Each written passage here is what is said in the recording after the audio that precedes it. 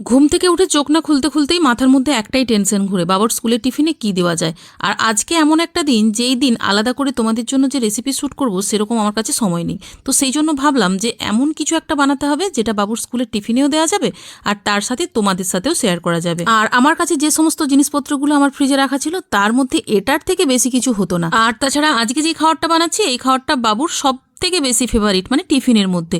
আর তাছাড়া শীতকাল চলে যাচ্ছে, মটরশুটির সিজনও শেষ, তো সেই জন্য ভাবলাম এটাই আজকে বানিয়ে ফেলি। আরেকটা যেটা সব থেকে বড় সমস্যা ছিল সেটা হচ্ছে টাইমের মধ্যে বানাতে হবে।